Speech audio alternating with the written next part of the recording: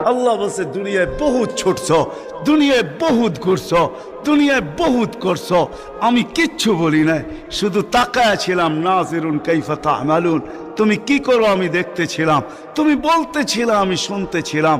কুলতু ফাসামি'তু, আমি শুধু শুনছি, তুমি করতেছিলে আমার বিরুদ্ধে। ফাতাহাম্মালতু, আমি সহ্য করতেছিলাম, কিছুই বলি নাই। আজকে দেখাবো তোমাকে খেলা। ওই গ্যালারি রাখবে তোমার জন্য যুবক, গ্যালারি, এত মর্যাদা।